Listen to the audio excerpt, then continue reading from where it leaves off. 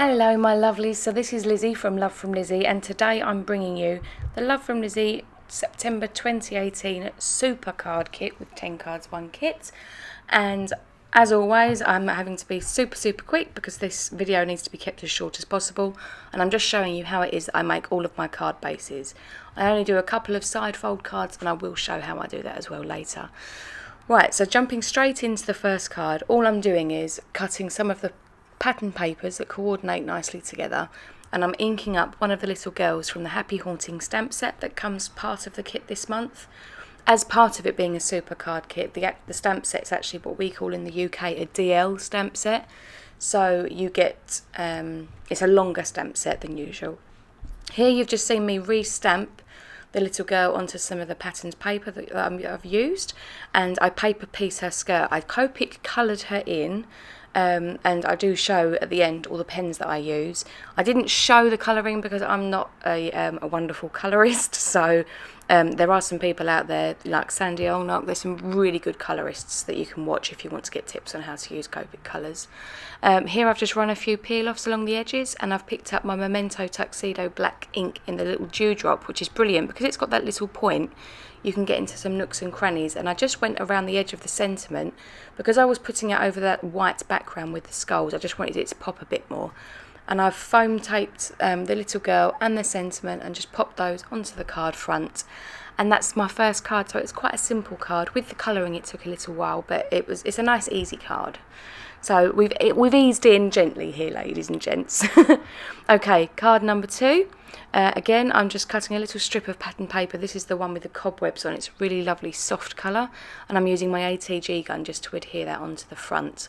Now, I've got a couple of things that I need to know. We've got a bank holiday here on Monday, so usually I cut off my add-on orders on the 25th of each month, but because we've got a bank holiday, we're not actually going to be back into the office until Tuesday the 28th.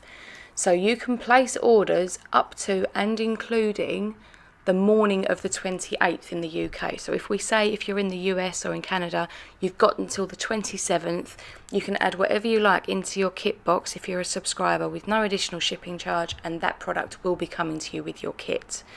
We are shipping everything on the 3rd, which is the Monday following the 1st. The 1st is a Saturday this month, and we don't get a collection, unfortunately. So tracking numbers will be following very shortly.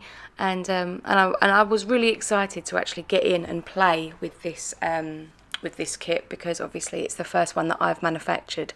So it's all products I'm really happy to use. And in case you didn't see there, obviously I just stenciled through the spiderweb stencil that comes in the kit using Hero Art's vintage ombre ink, and I just used one of the edges, the silver edge, to stencil through with my blending tool.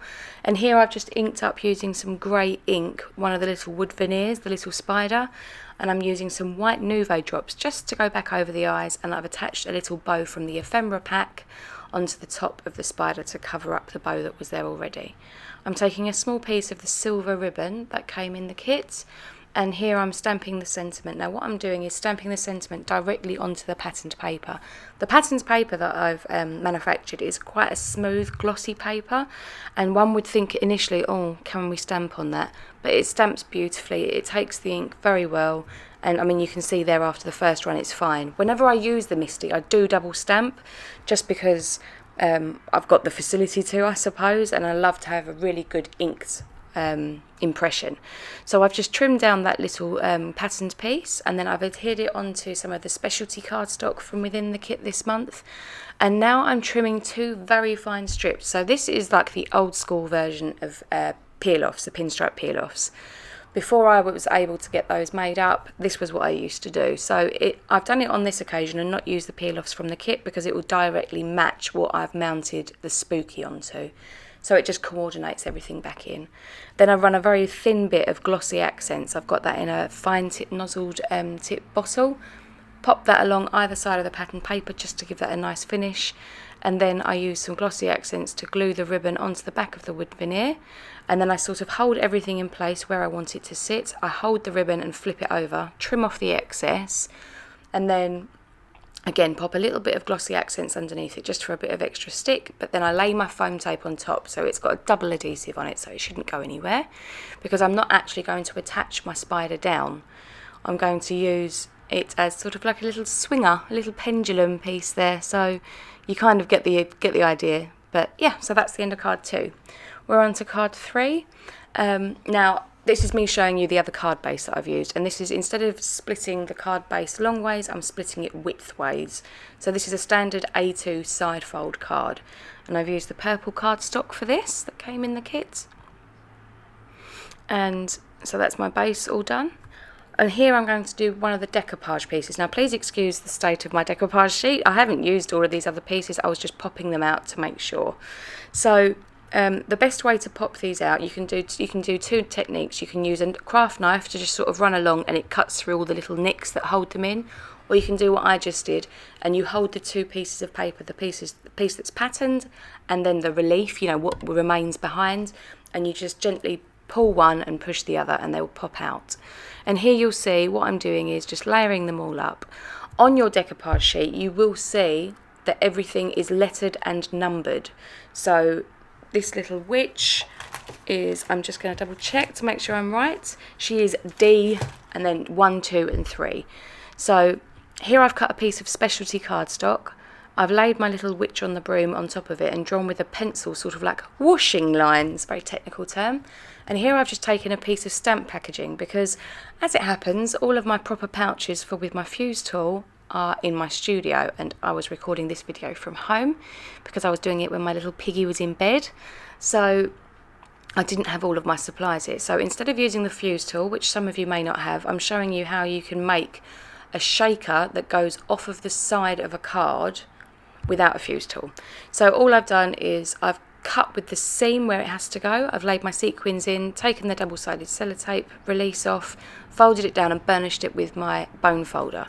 Here I'm on the reverse side of my specialty cardstock running some more double-sided tape just to stick that little pouch that I've made. And you may worry that there's not enough room for them to move if you haven't got foam tape, but because this plastic is quite nice and thin, it does move nicely. I'm stamping Happy Halloween, which is part of the stamp set, onto a piece of the patterned paper, and then on the reverse side in the middle I'm just putting a little dot and then cutting up towards it to create a banner. Pop a little bit of foam tape behind that and then adhere that straight onto the specialty cardstock. I then flip it over and I've obviously put foam mounting tape all over the back, and I remove the pieces that are around the shaker, and then I use some of that same patterned paper just to pop behind what is sort of like the fairy dust, I suppose, the witchy dust that's coming out of the back of the broomstick. I adhere that onto the front of my card base, and then using some glossy accents I just attach my little decoupage witch so that the broom tails sort of sit nicely in that funnel shape that I've drawn.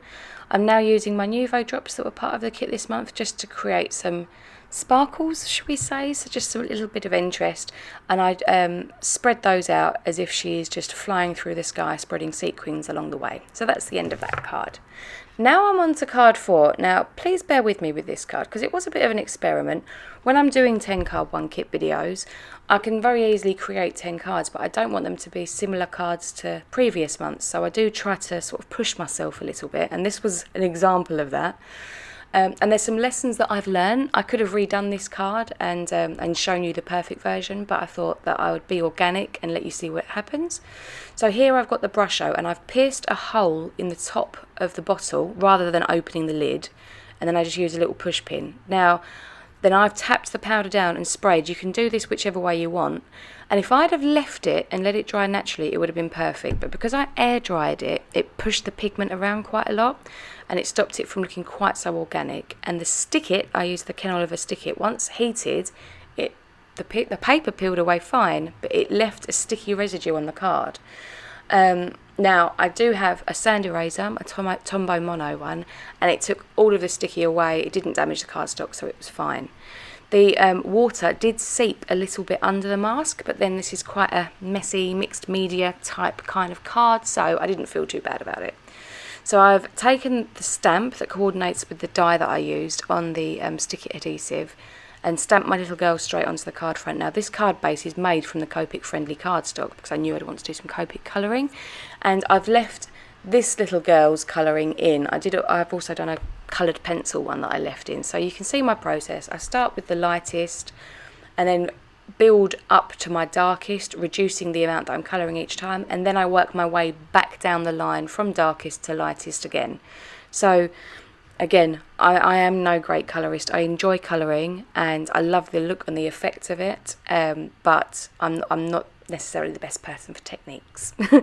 So you'll see me picking up that orange pen and think, what on earth is she doing on a bat? And the blue pen. In the pigment of the brusho, there is some blue and green tints, so I just wanted to hint a little bit into the bat just to tie that all in, and then here I'm just colouring up the rest of the little girl with some pale flesh tones, and then I come in and I colour her dark hair dark as well. So it's just with little brushing motions that I fill them in, again starting with the lightest, working to the darkest, and then working my way back up again. She's only got a tiny little fringe in this. I think it's bangs in America and Canada, but we call it a fringe. And then I colour her eyes as well, which I didn't on any of the other little girls I've coloured. And here, again, this is me learning as I go. I used one of the add-ons that I recommended for this kit, and this is the Spring Clip Pearl Brusho, so it's got an iridescent shine to it.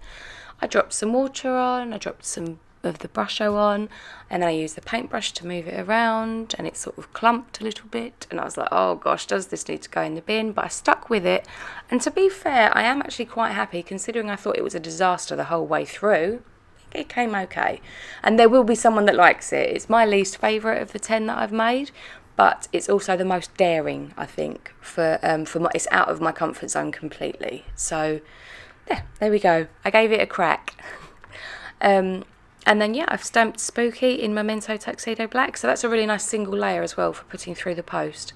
So now I'm into card 5, and I'm cutting down some of the pattern paper just to make it so that it's ever so slightly smaller than the card front. Now, this card, I wanted to go completely outside the Halloween theme, because obviously this is a very Halloween themed kit, and some people may get this kit and say, well, you know, Halloween's not really my bag, so I wanted to do something. And in the ephemera there are lots of these little flowers. Now there is a big ready-made bouquet, and then there's a small ready-made bouquet, and then there's all of these that come individually. So I picked out all of the little individual leaves, petals, branches and blooms, and then I've played around with them on my craft desk, and then I've got some press and seal that my lovely friend Alicia, Crazy Paper Chick, sent across to me, and I gave it a good firm press down. This was actually the first time that I was getting to use this, which was quite sad because she sent it to me probably a year ago, but it worked beautifully. It is a really good tool, because if I'd have laid these all out and then had to pick them all back up and glue them and then sit them back, they'd never have gone back the same way, so I'm really pleased with it. I went through sort of picking up the layers and then putting some glossy accent all over the back, pressed that down onto a little circle die cut of the patterns paper, and then very carefully peeled back the press and seal so that everything was stuck very nicely where it was supposed to be. So this was an enormous win for something that I was trying for the first time. Put some foam adhesive onto the back of that piece of glittered paper, and then I stick that onto a slightly larger circle of the specialty grey, which is pearlescent, and then I use my ATG gun just to attach the patterns paper onto a grey card base, and then also on the back of that larger circle so that it's flush down, so it's only got a little bit of dimension. And I left it with House of Sentiment. There were some things I could have put on it, but obviously they would have been from outside of the kit, and I think it looks fine without. Sometimes it's nice to have a just because card where you can keep the greeting just on the inside. So now we're on to card 6. Now I wanted to use the stencil again, so I picked out 2 of my Distress Oxides. I've got Shaded Lilac and Wilted Violet. These colours are beautiful together, and I use little finger daubers because I wanted to sort of sporadically put the colour around and blend the 2 together. But because the stencil, the nature of the stencil is, it is very thin, and you can't sort of swirl on it, you have to dab. so as not to jog it or tear it. I mean, I think you'd really have to want to tear it, but it's a very delicate stencil. So just sort of dabbing the colour on here and there. And I'm really pleased with the effect that came up. I sort of lift it up, have a little sneak and think, oh no, that bit looks a little bit fair, so pop some more colour in. And yeah, and then when I decided I was happy, obviously I took the stencil away, and then I've taken some of the ephemera pieces, and these ones are sort of like the witch's props, I suppose. You know, what if the witch left her house in a mess, this is what it would look like. So I played around with a few bits, and then when I was happy with my placement, I picked the sentiment, which is Trick or Treat, and here, because I'd used those two different coloured oxides on the web, I put the paler of the two colours on the inside of the sentiment, and then I used the wilted violet obviously around the outside. I could have done it the other way round, but you may have lost some of the sentiment as it faded off, so by doing it this way round, it pulls the eye into the sentiment. So each to their own. Obviously it does work both ways. And then I go through the process of attaching the ephemera. So the pieces that are at the back, which are the cauldron and the broomstick, I've glued directly down, and then I've just used some scrapbook adhesive black foam squares on the back of the hat, the skull and the beauty poison bottle, and then just rearrange those back as I had them. I could have used the press and seal again on this one, that would have worked fine too. But yeah, popping those all on, and again another quite nice and simple card, but I think it's probably one of my favourites actually. I really am happy with how this one's turned out. So I do ask, if you don't mind, can you pop a comment below and let me know which of the 10 are your favourites, because it's always interesting to see what people like, and then I can always alter what it is that I'm going to be making next month accordingly. I do use some of the Nouveau drops just to act as though they're little bubbles coming out of the cauldron, and that will complete card number 6. I must also say that Lawn Fawn have had a release, and within the next 24 hours of posting this video, our version of the release will be available in the Love From Lizi store, so you will be able to sneak those into your kits if you want to for add-ons.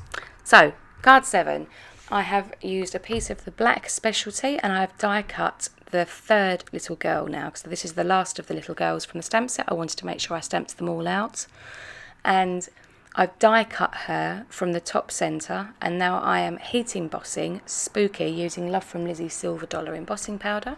I did treat it with anti-static powder first, and I've left the heating because look at that when it turns. It's one of my favourite techniques. I've been doing it for I don't even want to know how many years, but watching it turn is so lovely. Anyway, moving on, I've taken the two little skulls from the stamp set just to create not quite a background, but just a bit of interest, and I'm using the Versamark again, having treated the whole card front.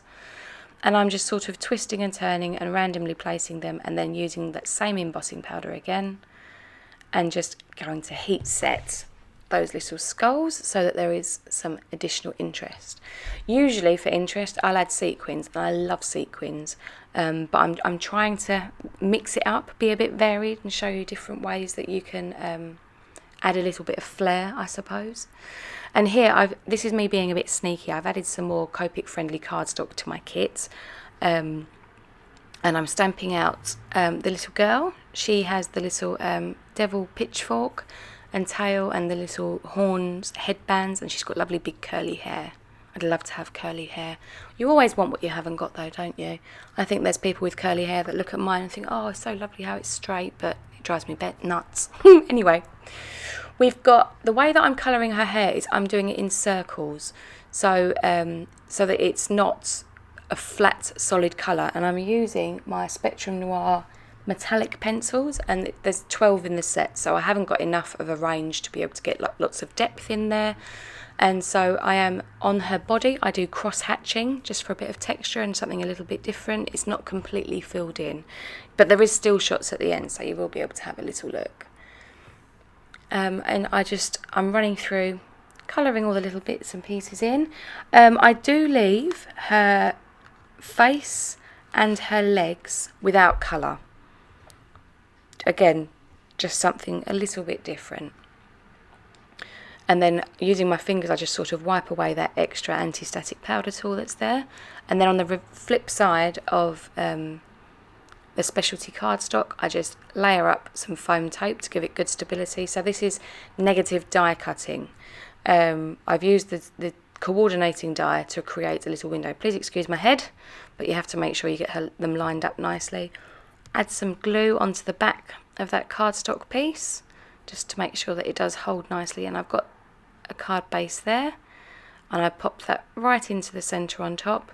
And then I take my Spectrum Noir sparkle pen and I just go over the top of all of the colouring. Now, these pencils are not water soluble, however they do activate very slightly. When I put this Spectrum Noir sparkle over the top, it did loosen the colour a little bit. So just a heads up in case you hadn't done that before. So this is card 8, and I wanted to use some of the ephemera pieces. So I've die cut those 2 same circles again that I used in the previous card, and I've lined up on my acrylic block 3 little stamps from the stamp set, and in Versamark just sort of dotted around on the background.